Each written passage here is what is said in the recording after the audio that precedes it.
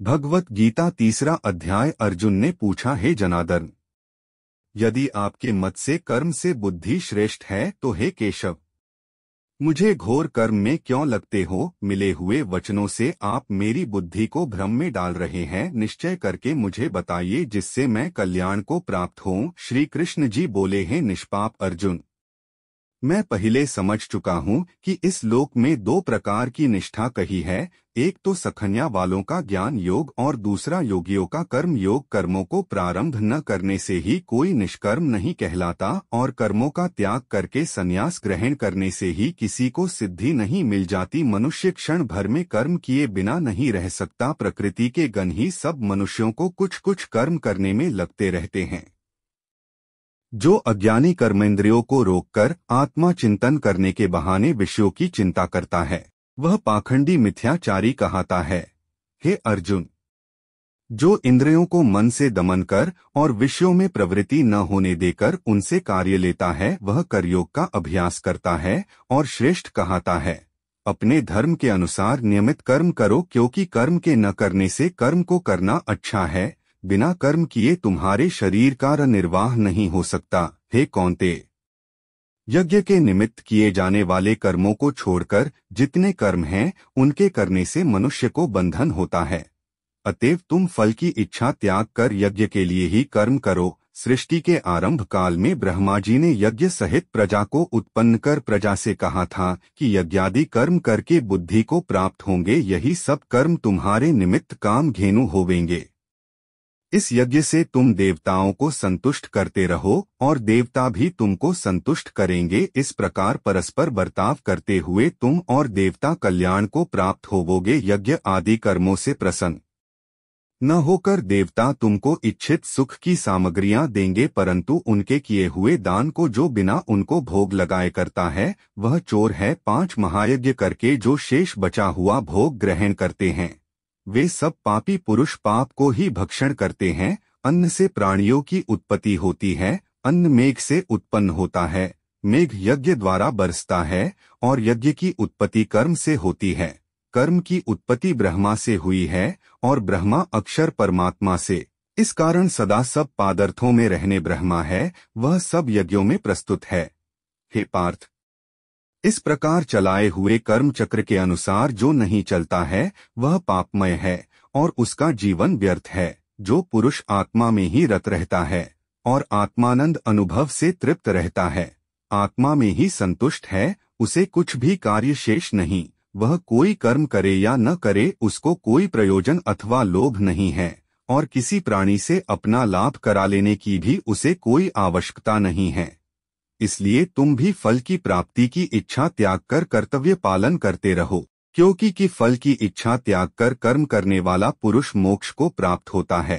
राजा जनक आदि ने भी कर्म सिद्धि पाई है। इसी प्रकार तथा लोक संग्रहण को देखते हुए भी तुमको कर्म करना उचित है। श्रेष्ठ पुरुष जिस जिस कर्मा का आचरण करता है दूसरे मनुष्य उसी के अनुसार चलते हैं और वह जिसको प्रामाणिक मानता है उसी को लोग भी उत्तम मानते हैं।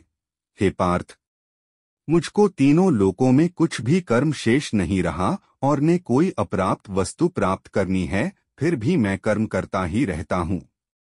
यदि हम ही आलस्य रहित होकर कर्मों को नहीं करेंगे तो मनुष्य हर प्रकार से हमारे ही पथ का अनुकरण करेंगे। जो मैं ही करें न करूँ तो सब लोग भी न करने से नष्ट हो जावेंगे। इससे मैं ही वर्णस्कारों के उत्पन्न करने हेतु बनकर प्रजा को नष्ट करने वाला समझ जाऊंगा। जिस प्रकार अज्ञानी फल की इच्छा न करते हुए ज्ञानी को लोक शिक्षा की इच्छा करते हुए कर्म करना उचित है, कर्म में आसक्त अज्ञानियों को बुद्धि में ज्ञानी भेदभाव उत्पन्न न करें, परंतु आप स्वयं कर्म करता हुआ उनसे भी प्रसन्न पूर्वक कर्म करावे।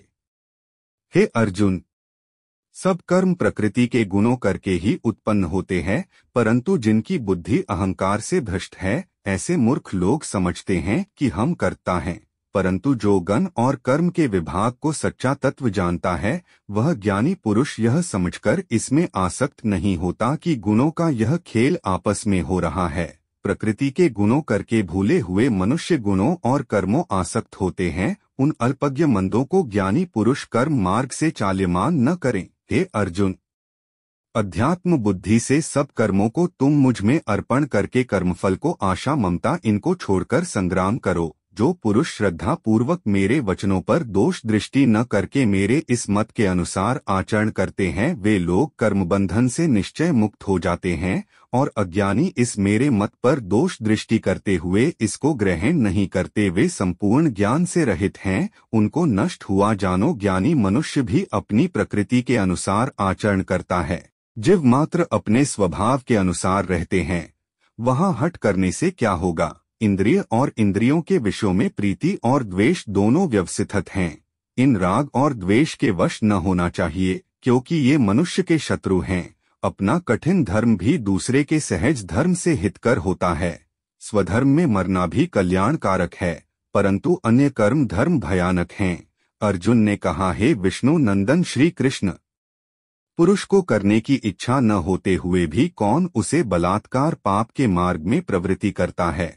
कृष्ण भगवान बोले, हे अर्जुन, रजोगुण से उत्पन्न होने वाला काम और क्रोध मनुष्य को पाप कर्म मार्ग में ले जाता है। इन करके उत्पन्न इच्छा कभी तृप्त नहीं होती। ये महापापी और घोर शत्रु हैं। जैसे धुआं से अग्नि, धूल से दर्पण और झिल्ली से गर्भ का बालक ढका हुआ है।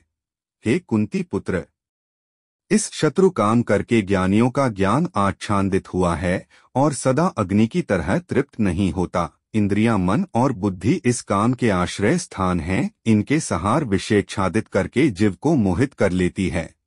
अतएव तुम सर्वप्रथम इंद्रियों को वश में करके ज्ञान और विज्ञान को नष्ट करने वाले इसी पापी काम को अवश्य जीतो। कहते हैं कि इंद्रियों सबसे प्रबल हैं, इंद्रियों से भी प्रबल मन है। इस प्रकार जो बूढ़ी से परे है, उस आत्मा को जानकर निश्चयात्मक बुद्धि द्वारा मन को निश्चल करके, हे महाबाहो, तुम उस दुधर्र शत्र काम को जीत